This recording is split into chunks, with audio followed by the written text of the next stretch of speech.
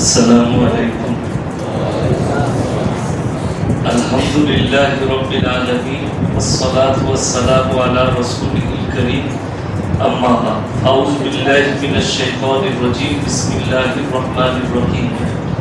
يا أيها الذين آمنوا كتب عليكم الصيام كما كتب على الذين من قبلكم لعلكم تتقون. وإلى مدين آخر. فأعوذ بالله من الشيطان الرجيم. بسم الله الرحمن الرحيم. وإذا لقوا الذين آمنوا قالوا آمنا وإذا خلوا إلى شياطينهم قالوا إنا معكم إنما نحن مستهزئون الله يستهزئ بهم ويمدهم في طغيانهم يعمهون إلى آخر الآية. خيرهم من تعلم القرآن علمه كما قال عليه الصلاة والتسليم. মাননীয় শ্রদ্ধেয় দিনদার পরেশগার মুত্তাকি ভাইরা, আল্লাহ মেহেরবান বেনিয়াজ পাক, প্রশংসার ভাষা নেই, দয়ার অন্ত নেই। আল্লাহর প্রশংসা করে সকলে বলি আলহামদুলিল্লাহ। তারপরে পরে বিশ্ব নবী জানাবে মুহাম্মদুর রাসূলুল্লাহ সকলে বলুন সাল্লাল্লাহু আলাইহি ওয়াসাল্লাম। তিনার প্রতি শতকোটি দরুদ বর্ষিত হোক, বলুন আমিন সুবহান আল্লাহ। আল্লাহর বড় মেহেরবানি যে আল্লাহ রমজানুল মুবারকের মাস দান করেছেন, বলুন আলহামদুলিল্লাহ। এবং এই রাত্রি দান করেছে, সকলে বলুন আলহামদুলিল্লাহ। আমরা রাত্রি পেয়েছি, ভাগ্যবান। এবং এই রমজান মাসের এই রাত্রি যারা পেল এবং ইবাদত করলো না, তাদের থেকে দুর্ভাগ্যবান আর কেউ নেই। 21, 23, 25, 27, 29 এই রাত্রি আপনি শুধু 23-এ করবেন তা নয়, এই 5টা রাত্রিতে আপনি ইবাদত করুন। 5টা রাত্রির মধ্যে যে কোনো একটা রাত্রি আপনি যদি পেয়ে যান, আপনার জীবনের একটা বড় সার্থক হবে। আল্লাহ এই রাত্রিকে লুকিয়েছেন, ইন্না আনজালনাহু ফি লাইলাতিল কদর ওয়া মা আদরাকা মা লাইলাতুল কদর লাইলাতুল কদরি খায়রুম মিন আলফি শাহর।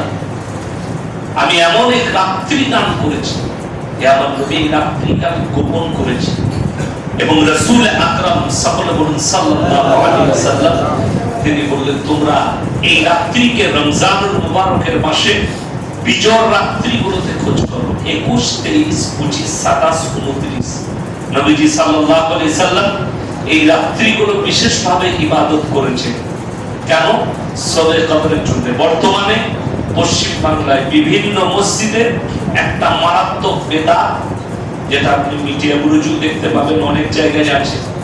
আমি অনেক জায়গায় বলি, এক জায়গায় আজকে বলেছি যে 27-এর রাত্রিতে স্পেশাল করে ইবাদত করা, যে এই রাত্রিটাই সবে কদর ভাবা, এটা একটা মূর্খামি।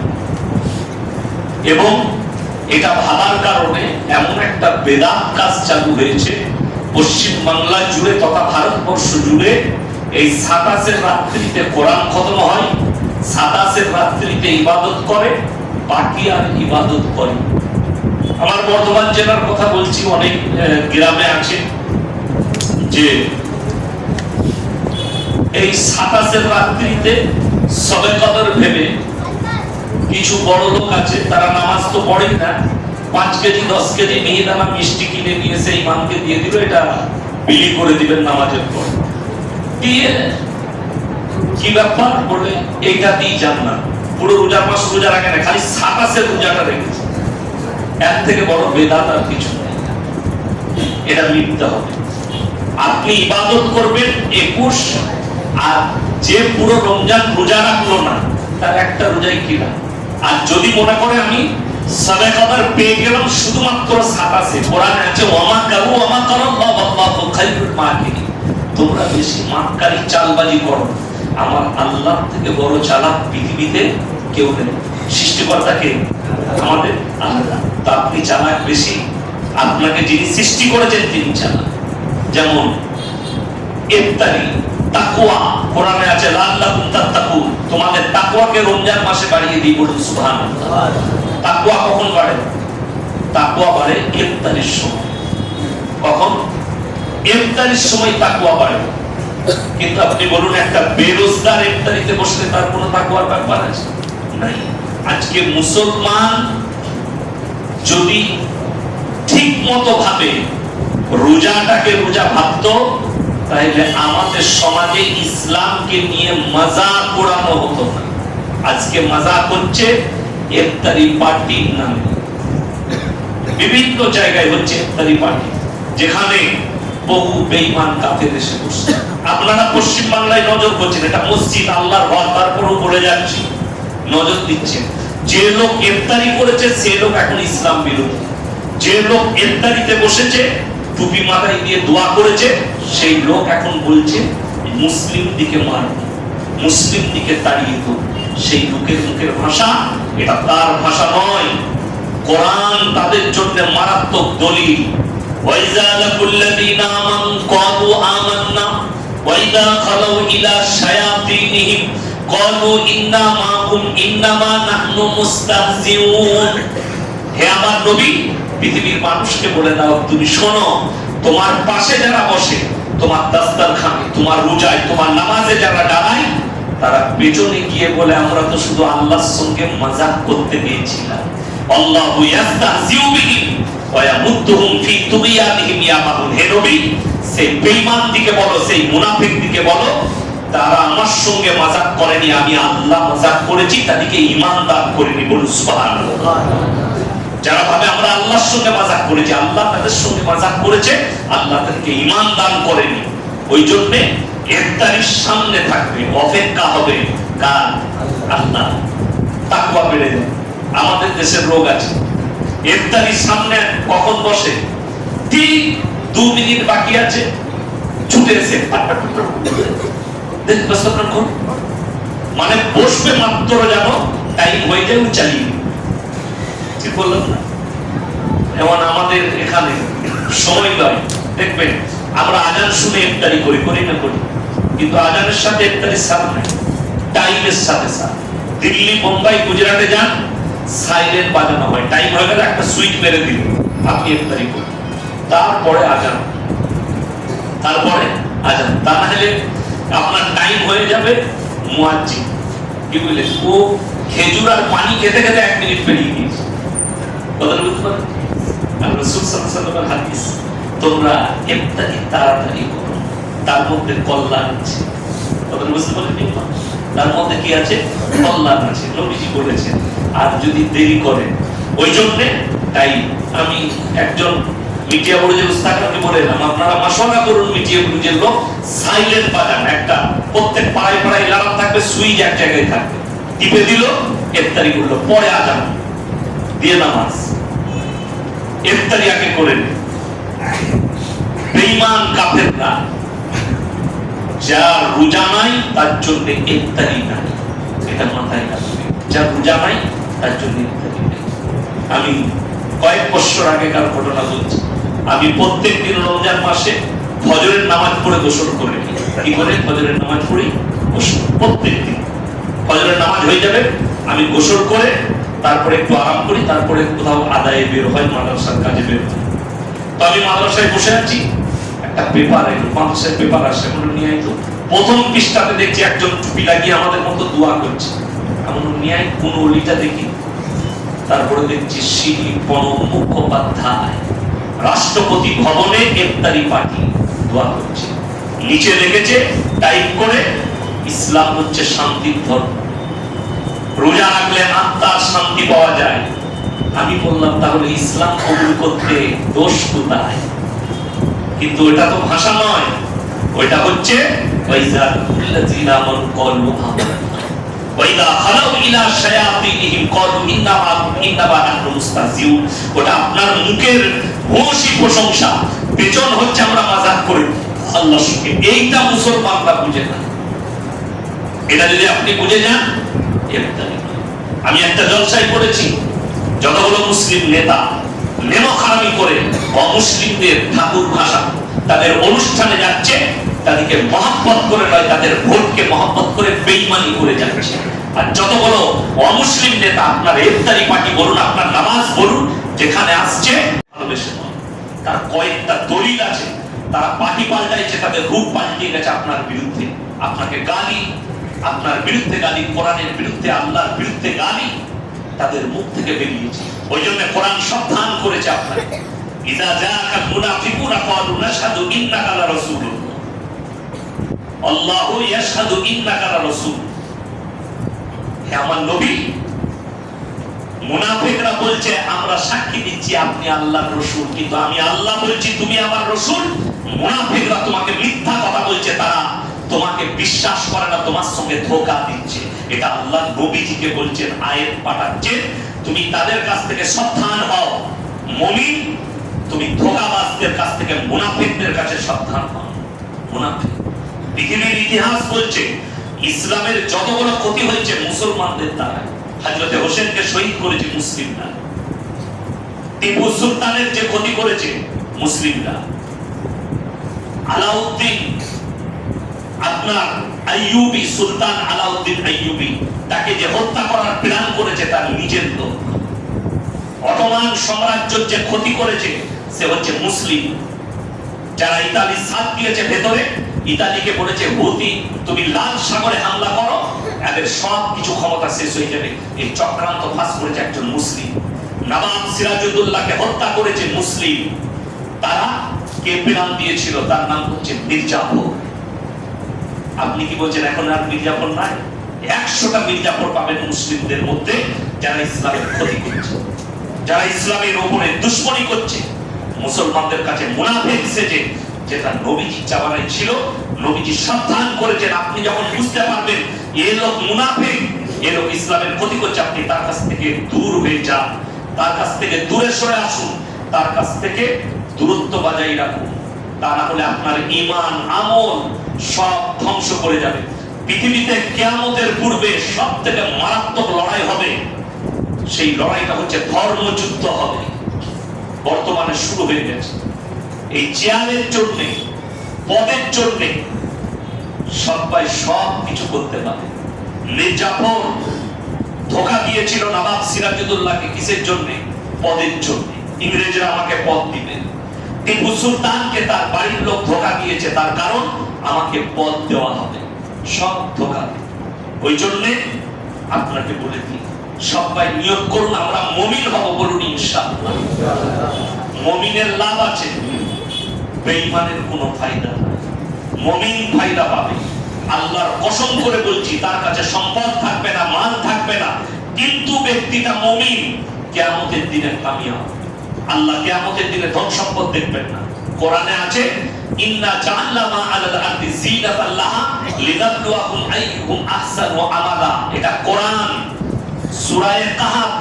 কিয়ামতের দিনে আমি আল্লাহ রাব্বুল আলামিন, আমি গোটা পৃথিবীটা সুসজ্জিত করেছি শুধুমাত্র তোমাদের জন্য। আমি খালি একটা জিনিস চাই, আইয়ুহুম আহসানু আমালা, তোমাদের কাছ থেকে ভালো আমলটা চাই। সবাই ভালো আমল করব, বলুন ইনশাআল্লাহ। আর ভালো আমলের জায়গা, ভালো আমলের স্থান এই রাত্রি পেলেন, আর এই রাত্রিতে আমল করলেন না, ইবাদত করলেন না, আপনার জীবনে মঙ্গল আসতে পারে না। সবাই বেশি বেশি করে আল্লাহর ইবাদত করব, বলুন ইনশাআল্লাহ। আপনার জীবনে আল্লাহর ইবাদত আসতে হবে, আল্লাহর ভয় আসতে হবে, খোদা ভীরুতা আসতে হবে, আল্লাহ ভীরুতা আসতে হবে। আপনি সিজদায় পড়লে যেন আপনার চোখে পানি আসে। ওই জন্য নবীজি বলেছেন, ফাইন্নাহু ইয়ারা, তোমরা নামাজে দাঁড়ালে মনে মনে ভাববে আমি আল্লাহকে দেখতে পাই বা না পাই, আমার আল্লাহ আমাকে অবশ্যই দেখছে। নামাজের মধ্যে ধীর স্থিরতা নিয়ে আসা, আল্লাহর ইবাদতে আপনার মধ্যে ভয় আসতে হবে। আমি আমার আল্লাহর সামনে, আমার সৃষ্টিকর্তার সামনে দণ্ডায়মান হয়েছি, দাঁড়িয়েছি। আপনার ভেতরে ভয় ঢুকতে হবে, আল্লাহ আমাকে দেখছেন, আল্লাহ আমার ইবাদত দেখছেন, আল্লাহ আমার সব কিছু দেখছেন। আল্লাহর কসম করে বলছে, আপনার পাই টু পাই একটা পালাকারের হিসেব আল্লাহর কাছে আছে। সরষের দানা পরিমাণ ছাড় যাবে না আপনার কোনো কিছু হিসেবে। আল্লাহর কাছে আল্লাহ সব হিসেব রাখবে। কিয়ামতের দিনে সব প্রকাশ হয়ে যাবে, আল্লাহ প্রকাশ করবে। আপনি কি মনে করছেন আপনার পাপ প্রকাশ হবে না? আপনি যখন জবান দিয়ে কবুল করতে চাইবেন না, কোরআনে আছে আল ইয়াউমা নাখতিমু আলা আফওয়াহিহিম, সূরা ইয়াসিন, ওয়া তুকাল্লিমুনা আইদিহিম ওয়া তাশহাদু আরজুলুহুম বিমা কানু ইয়াকসিবুন। আমি তাদের জবানগুলো সিলাই করে দেব, তাদের হাত কথা বলবে। ওই জন্য তাসবিহ করবেন আঙ্গুলে, সকলে জোরে বলবেন ইনশাআল্লাহ। সুবহানাল্লাহ, সুবহানাল্লাহ, আলহামদুলিল্লাহ, আলহামদুলিল্লাহ, আল্লাহু আকবার। আঙ্গুলে তাসবিহ করুন। এই আঙ্গুলগুলোর মুখ খুলে যাবে, আল্লাহর কাছে সাক্ষী দিবে আল্লাহ পাপ করেনি, এর দ্বারা জিকির করেছে, তোমার ইবাদত করেছে। আল্লাহ মুখ খুলে দিবেন, আপনার জবানকে সিলাই করা হবে, চোখ কথা বলবে, কান কথা বলবে। ওই চোখ নেই, আমরা মনে করি বিশেষবার যুবকরা শুনো, যারা যুবক আছেন তাদেরকে বলছি, আমার ভাই, অন্তরের ভাই, তোমরা যে পাপটা আমাদের সব থেকে ডেঞ্জার পাপ, আমরা মনে করি জিনাটা শুধু শারীরিক হয় না, চোখের জিনা, কানের জিনা, নফসের জিনা, পায়ের জিনা, মুখের জিনা, হাতের জিনা। যদি হাতের দ্বারা কোনো পর নারীকে জিনার নিয়তে স্পর্শ করে, হাতের জিনা। চোখ দ্বারা যদি কোনো নারীকে জিনার নিয়তে তাকান, চোখের জিনা। নফসে যদি নিয়ত করে, ওই জন্য তো নারীদিকে পর্দায় রাখতে বলা হয়েছে, নারীদিকে পর্দা করো। আপনি নিজের চোখকে হেফাজত করুন, নিজের চোখকে হেফাজত করুন। আমাদের দেশে শুনেলেন কিয়ামতের পূর্বে একটা মারাত্মক আলামত, সেটা হচ্ছে নগ্নতা বেড়ে যাবে। নারীরা এমন এক পোশাক পরবে, যে পোশাকের দ্বারা পর্দা তো দূরের কথা, পোশাক থাকা না থাকা সমান।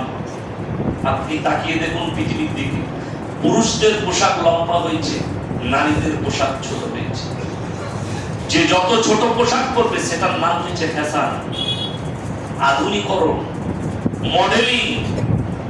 আর যে যত লম্বা পোশাক পরবে, আমি একটা জলসায় বলেছি যে আমাদের দেশে কোন নারী যদি ন্যাংটো ঘুরে বেড়ায়, তাকে বাহবা দেওয়া হয়, নাইফ বলা হয়, বিউটিফুল বলা হয়। কিন্তু কোন মুসলিম নারী, সে যদি কলেজে যায়, স্কুলে যায়, বাজারে যায়, বোরকা পরে, হিজাব পরে, তাকে হেনস্থা করা হয়, তাকে কোর্টে যেতে হয় কেস লড়ার জন্য। এটাই হচ্ছে দুঃখের, এটাই হচ্ছে বেদনা। অপরন্তু আমাদের মতো মৌলবীদিকে বলে এরা গোড়া মৌলবী, এরা নারীদিকে পর্দায় রাখতে চায়, এরা নারীদিকে স্বাধীনতা দেয় না। স্বাধীনতা মানে ন্যাংটো থাকা। যদি কেউ মনে করে ছোট পোশাক পরাটাই যুগের মডেলিং, জেনে রেখে দিবে মিডিয়া পুরুষের সব থেকে বড় মডেলিং হচ্ছে কুত্তাগুলো, যারা কোনো পোশাকই পরে না।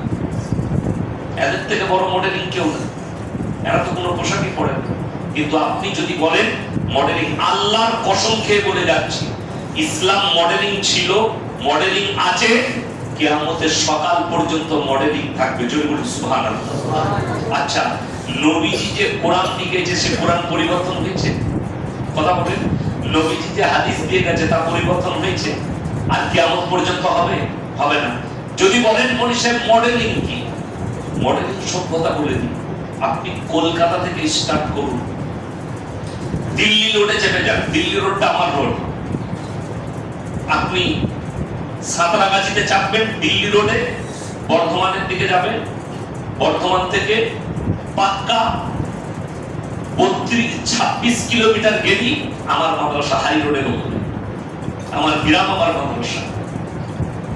যত বড় দিল্লি পর্যন্ত টাউন পড়বে হাই রোডের উপরে, আর এইদিকে বোম্বে রোডে যতগুলো পড়বে, প্রত্যেকটা ছোট বড় টাউনে লাইসেন্স দিয়া মদের দোকান আছে, আছে না? কথা বলেন। অথচ 1400 বছর আগে নবী আকরাম সাল্লাল্লাহু আলাইহি সাল্লামকে আল্লাহ হুকুম দিলেন, তোমাদের জন্য নেশাগ্রস্ত জিনিস স্পর্শ করা হারাম। জোরে বলুন সুবহানাল্লাহ। 1400 বছর আগে। আচ্ছা, যে মদ খাওয়ার হুকুম দিল, লাইসেন্স দিল, সেটা মডেলিং না যারা নিষেধ করলো সেটা মডেলিং? আপনাদেরকে বাস্তব বলে যায়, মিলিয়ে নেবেন, কোর্টেতে গিয়ে যাঞ্চ করবেন। হাইকোর্ট কলকাতায় আছে, যত বড় রেপ হয়েছে, যত বড় মার্ডার হয়েছে, সব নেশাগ্রস্ত অবস্থায়, মদ আর গাঁজা আর আফিম খেয়ে। জিনা করেছে, ধর্ষণ করেছে, মার্ডার করেছে, সব নেশাগ্রস্ত অবস্থায়। যতজন মার্ডার করে, ধর্ষণ করে, নেশা অবস্থায়। ইসলাম কত সেফটি বুঝে দেন, ওই জন্য নেশা হারাম করেছে, যার দ্বারা তুমি খারাপ কাজ না করে ফেলো, যার দ্বারা তুমি তোমার মাকে জিনা করে না ফেলো, তোমার বোনকে না জিনা করে ফেলো। আপনি দেখেন পৃথিবীতে তাকিয়ে, লন্ডন, আমেরিকা, জাপান, জার্মানি, বাপ পিটির সঙ্গে জিনা করে, মা বেটার সঙ্গে জিনা করে, কিন্তু আল্লাহ আপনাকে হেফাজত করেছে, ঈমান দান করে। বলুন সুবহানাল্লাহ। আপনি যে ঈমান বালা, আপনার কাছে কোরআন আছে, রাসূলের হাদিস আছে, রাসূলের আখলাক আছে, যার কারণে আপনার কাছে আদব আর আখলাক আছে, আপনার কাছে দ্বীন আছে। বলুন সুবহানাল্লাহ। আল্লাহ দিয়েছে আপনাকে এটা, বড় আখলাক দিয়েছে। আপনি আল্লাহর কাছে শুকর আদায় করুন, আল্লাহ তুমি আমাকে দ্বীন দিয়েছো, এত বড় একটা স্থান দিয়েছো, এত বড় জায়গা দিয়েছো। আমি আপনাদেরকে বলে যাই, আমার বন্ধুগণ, আমার ভাই, বেঈমান কাফের আপনার ঈমানকে ধ্বংস করতে চেয়েছে। কিয়ামতের পূর্বে মারাত্মক আলামত, পৃথিবীতে হারাম আওলাদে ভরে যাবে, আপনি রুখতে পারবেন না। কিয়ামতের আলামতের মধ্যে মারাত্মক আলামত, হারাম আওলাদে ভরে যাবে। তার কারণ কি জানেন? তার কারণ পশ্চিমী দুনিয়াকে মানুষ ফলো করতে লাগবে। পশ্চিমী দুনিয়া, আমেরিকা, লন্ডন, ব্রিটেন, এখনকার শিক্ষিত লোকরা বলছে তাদের কাছে নাসা আছে, তাদের কাছে প্রযুক্তি আছে, তাদের কাছে টেকনোলজি আছে, তাদের কাছে সব আছে। আপনি জানেন পৃথিবীতে এখন টেকনোলজিতে নম্বর 1 হচ্ছে চাইনা। কোন দেশ বললাম? চাইনা। সব থেকে পৃথিবীতে নোংরামি ছড়িয়েছে চাইনা। অনেকে জানে না, আমেরিকার থেকেও খারাপ নোংরামি ছড়িয়েছে। পৃথিবীতে প্রথম অ্যাপস, মোবাইল অ্যাপস হয় না, সমকামীর যে অ্যাপস চালু করেছে, ব্যবসা চালু করেছে, সেটা হচ্ছে চাইনা। অ্যাপসটার নাম হচ্ছে ব্লুড। ওই ব্লুড অ্যাপসের দ্বারা সমকামীরা ওইখানে যুক্ত হয়ে তারা বিবাহ করছে। এই সমকামী পাপটা আজকের পাপ নয়, রাসূলের যুগের পাপ নয়, হযরত ঈসা নবীর যুগের পাপ নয়, মুসা নবীর যুগের পাপ নয়, ইউসুফ নবীর যুগের পাপ নয়। এই পাপ হচ্ছে হযরত লূত নবীর কওমের পাপ। আজকে মডেলিং হয়ে ফিরে এসেছে কোন যুগে? এই আখরি জামানায়, কিয়ামতের পূর্বে। শুধু তাই নয়, এই সমকামী এমন একটা মারাত্মক পাপ, এটার জন্য আল্লাহ তাআলা একজন নবীর বিবিকে জাহান্নামী ঘোষণা করে দিয়েছে। তার নাম হচ্ছে হযরত লূত নবী। তার কওমকে রুটির মতো আল্লাহ পাল্টিয়েছিলেন, বাঁচাতে পারেনি। আর কিয়ামতের দিনে কোরআনে আছে, নবীরা দুজন নবী চুপ করে দাঁড়িয়ে থাকবে, তাদের দুজনের বিবি জাহান্নামে যাবে। তাদের অপরাধ তিনটে মারাত্মক অপরাধ। একজন হচ্ছে নূহ নবী, একজন হচ্ছে লূত নবী। মারাত্মক অপরাধ কি? নাম্বার 1 হচ্ছে আল্লাহকে অস্বীকার করা। জানেন মূর্তির উপাসনা, আল্লাহ ব্যতীত শিরকের উৎপত্তি হয়েছে নূহ নবীর জামানা থেকে। নূহ নবীর জামানা থেকে শুরু হয়েছে। দেখবেন আমাদের দেশে একজন বাবা আছে, তার নাম হচ্ছে বাগেশ্বর ধাম বাবা। তাকে একজন প্রশ্ন করছে মিডিয়াওয়ালা কে সনাতন ধর্ম কিতনে সাল পুরানি है? তো তিনি উত্তর দিচ্ছেন ये धर्म 5000 साल पुरानी है। আর আমরা হাদিস কোরআনের গবেষণা করে দেখছি নূহ নবীর জামানাটা আজ থেকে 5000 বছর আগেকার জামানা। যেই জামানা থেকে নূহ নবীর জামানায় তারা তাদের বাপ দাদু, তাদের বুদ্ধিজীবীদের মূর্তি তৈরি করতে লেগেছিল এবং তাদের উপাসনা করতে লাগলো। আল্লাহ তাআলা নূহ নবীকে পাঠালেন এই শিরকের বিরুদ্ধে। আপনি জানেন হাদিস শুনেন নবীজি বলছেন, আল্লাহ তাআলা আমি এবং আমার পূর্বে যতগুলো নবী পয়গম্বর পাঠিয়েছেন তাদের সকলের একটাই প্রথম দাওয়াত ছিল, প্রথম তাবলীগ ছিল, এক আল্লাহর উপরে বিশ্বাস, অনেকগুলো আল্লাহর উপরে নয়। কত আল্লাহর উপরে? এক আল্লাহর উপরে বিশ্বাস, অনেকগুলো আল্লাহর উপরে নয়। নূহ নবী জামানা থেকে এবং তার বিবি, তার সন্তান কিনান আল্লাহকে চ্যালেঞ্জ ছুড়েছিল যে তোমার আল্লাহ কি করবে? বলে আমার আল্লাহ বন্যায় ডুবিয়ে দিবে মুষলধারার বৃষ্টি দিয়ে। বলে তোমার আল্লাহকে বলো সে যদি বন্যা দেয় এমন উঁচু জায়গায় চেপে যাবো তোমার আল্লাহর পানি পৌঁছাবে না। বলুন নাউযুবিল্লাহ। আল্লাহকে চ্যালেঞ্জ। কোরআনে আছে আল্লাহ তাআলা মুষলধারার বৃষ্টি দিলেন নূহ নবী নৌকার উপরে, আর মুষ্টিগত লোক যারা ঈমান এনেছে। পৃথিবীতে সবথেকে বেশি দিন দাওয়াত দিয়েছেন নূহ নবী। কোরআনে আছে 950 বছর, 950 বছর দাওয়াত দিয়েছে, তারপরও মুষ্টিগত লোক ঈমান এনেছে। তাদেরকে নিয়ে নৌকায় মুষলধারার বৃষ্টি।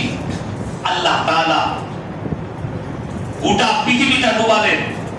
রিওয়ায়েতে আছে, মুফাসসিরিনরা লিখেছেন কমপক্ষে সমুদ্রের পানিকে আল্লাহ 1250 ফুট করে তুলে দিয়েছিলেন। সব ডুবে গেছে। নূহ নবী চোখে দেখতে পাচ্ছেন তার সন্তান ডুবে মারা যাচ্ছে। তার কম। নূহ নবী আল্লাহকে বললেন, লা আসিমা ইয়াউমা মিন আমরি, আল্লাহ এটা আমার ঔরসজাত সন্তান, তুমি একে রক্ষা করো, আমার কষ্ট হচ্ছে। আল্লাহ তাআলা উত্তর দিলেন, হে আমার নূহ, লামিনাল খাসিরিন, দোয়া বন্ধ করো। যে আমাকে মানেনি, আমার নবীকে মানেনি, আমাকে চ্যালেঞ্জ দিয়েছে, তার লেগে দোয়া করো না, তা না হলে তোমাকেও ক্ষতিগ্রস্তদের মধ্যে ফেলে দেবো। আপনি ভেবে দেখুন, যদি নবীকে আল্লাহ ধমক দেয় যে দোয়া বন্ধ করো, তোমাকেও ক্ষতিগ্রস্তর মধ্যে ফেলে দেবো, তাহলে আমি ইয়াসিন কোন ছাড় পোকা কোন ক্ষেতের মুলি যে আমার দোয়াতে আপনি জান্নাতে যাবেন? আপনার বাপ হাজী সাহেব, আপনি পাপের সাগরে ডুবে থাকবেন, আপনাকে জান্নাতে নিয়ে যাবে। নূহ নবীর বিবি জাহান্নামে যাবে। মারাত্মক কারণ, 1 নম্বর আল্লাহকে অস্বীকার করা, 2 নম্বর তার নবীকে অস্বীকার করা, 3 নম্বর স্বামীর অবাধ্যতা করা। এই যুগে, বর্তমান যুগে সব থেকে বেশি মহিলা জাহান্নামে যাবে মারাত্মক 2টো কারণে। নাম্বার 1 বেপরদা, নাম্বার 2 হচ্ছে স্বামীর অবাধ্যতা। এই 2টো মারাত্মক কারণ। স্বামী নেই, ব্যবসায় আছে, কলকাতা গেছে, আমাদের মা বোনেরা স্বামীর হুকুম লাই না, বাজার চলে গেল, ঠিক বললাম না? জায়েজ নাই। স্বামীর হুকুম ছাড়া পায়ের নখটা পর্যন্ত বাড়ির বাইরে বের করতে পারবেন না। যদি শুনে বাপ মারা গেছে, স্বামী কলকাতায় আছে, স্বামীকে ফোন করতে হবে, আমার আব্বা মারা গেছে, আমি কি এখন চলে যাব? নাহলে গাড়ির ব্যবস্থা করে দিবে। স্বামীর হুকুম আসবে, তারপরে তুমি পা বাঁধবে। যেদিন থেকে পর্দা ফরজ হয়েছে, রিওয়ায়েতে আছে সাহাবী এবং নবীর বিবিরা নিজের হুজরাখানা থেকে পায়ের নখটা পর্যন্ত বের করে নিজের বল সুবহানাল্লাহ। এটা হচ্ছে সহিহ রিওয়ায়াত। লূত নবীর কওম, তিনার বিবিও জাহান্নামে যাবে, আল্লাহ রুটির মতো পাল্টাবে। যারা শিক্ষিত আছেন, ডাক্তার মাস্টার যদি থাকেন, এমএসসি বিএসসি বিকম থাকে, যাদের বাড়িতে পৃথিবীর ম্যাপ আছে, ম্যাপটা খুলবে, একটা সাগরের নাম ম্যাপে লেখা আছে মরা সাগর। বৈজ্ঞানিকরা নাম রেখেছে মরা সাগর, যেখানে একটা পোকামাকড় জন্মায় না।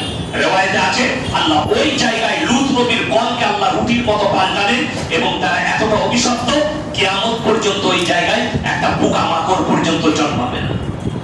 কিয়ামত পর্যন্ত আল্লাহ ধ্বংস করবেন।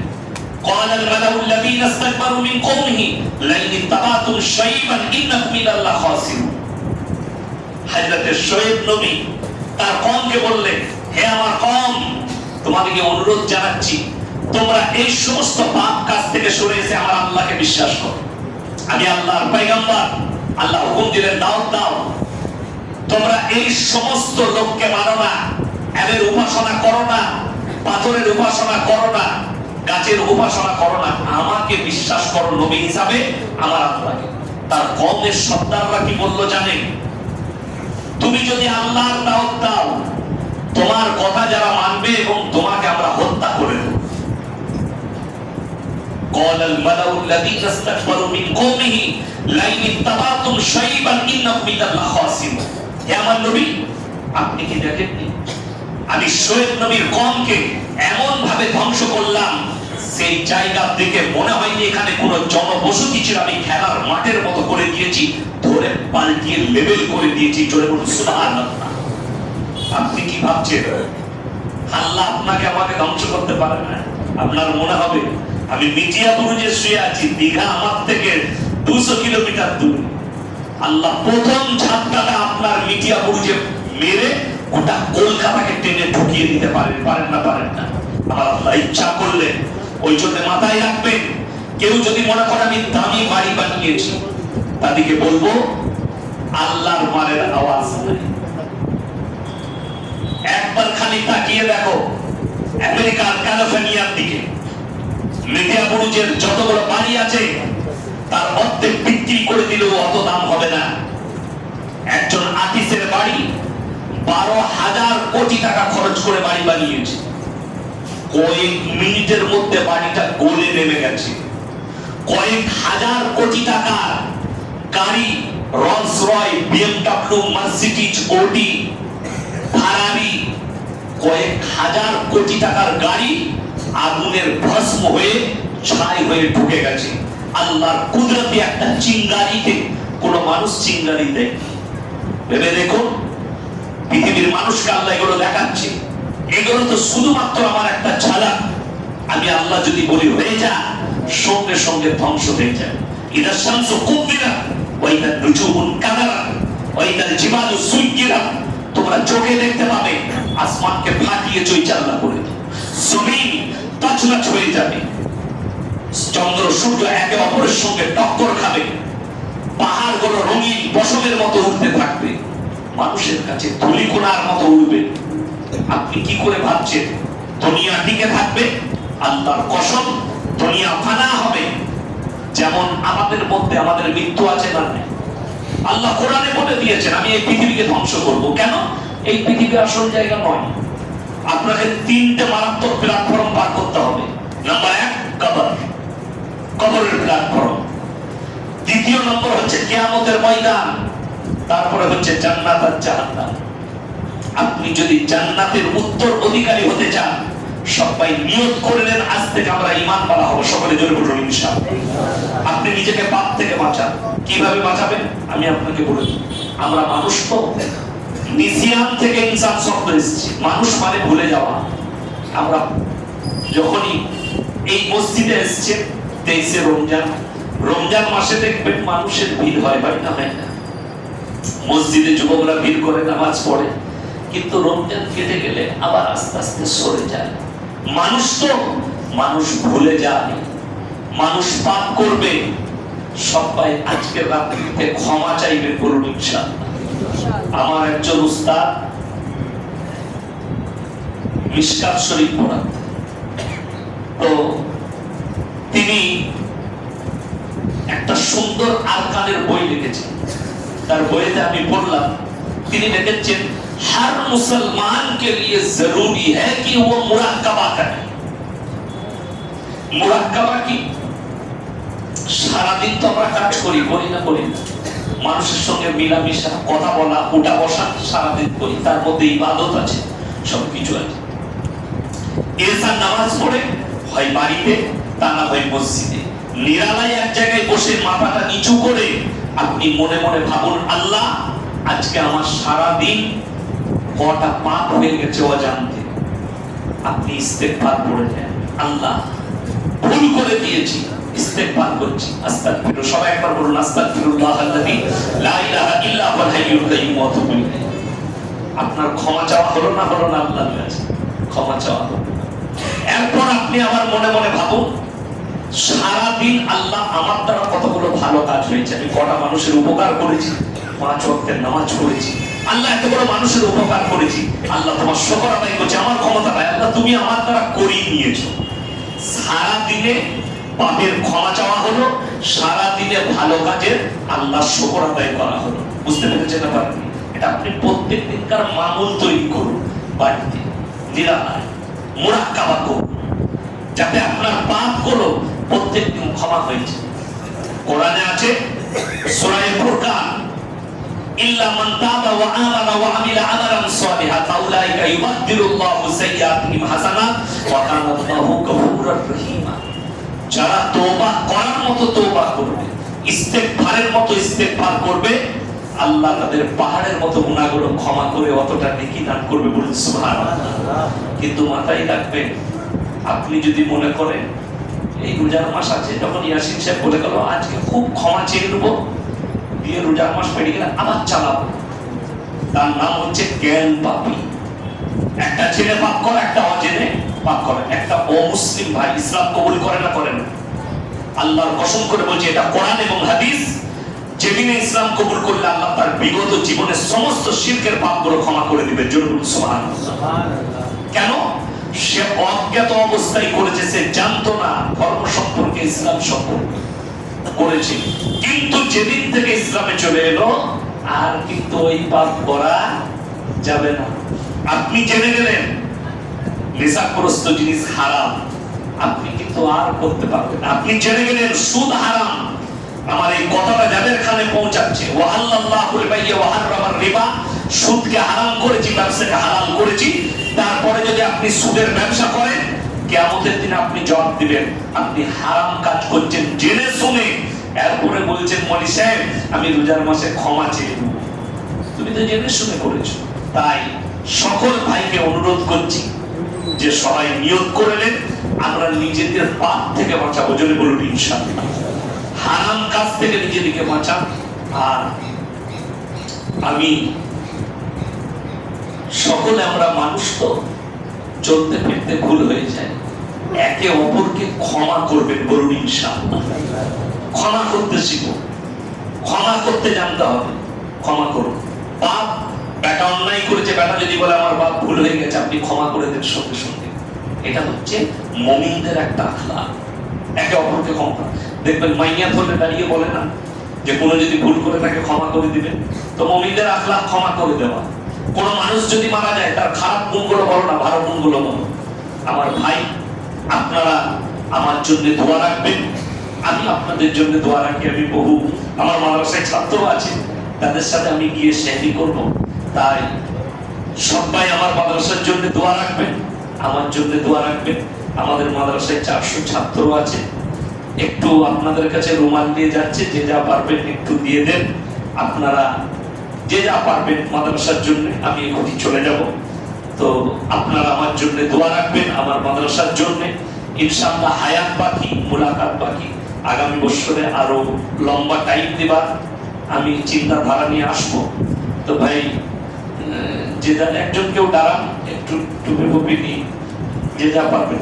রুমাল টুপিতে 2-3 জন একটু দাঁড়িয়ে যান ভাই। ছেলেরা ওঠো, বাচ্চা ওঠো, কেউ টুপি নিয়ে নাও, টুপিতে একটু ঘুরিয়ে নাও। যে যা পারবেন একটু দেন ইনশাআল্লাহ। তো পেছনেও যারা আছে 2-1 জন ওঠো ওখান থেকে, ইয়াসিন সাহেবের জন্য কিছু কালেকশন। আমার মাদ্রাসার জন্য আপনারা যে যা পারবেন দেন। আল্লাহ যাদেরকে দিয়েছে, যেটা দিবেন কিয়ামতের দিনে ফেরত পাবেন ইনশাআল্লাহ। মাদ্রাসার এতিম মিসকিন বাচ্চাদের জন্য ইনশাআল্লাহ যে যা পারবেন দেন। আল্লাহ তাআলা আপনাদের দান খয়রাতকে কবুল করুন, আর আজকে রাত্রিকে কবুল করুন। সবাই নিয়ত করে নেন, শুধু আজকে নয়। আজকে কত? 23, 25, 27, 29, 21টা চলে গেছে। এই 5টা রাত্রি হচ্ছে ইবাদতের রাত্রি।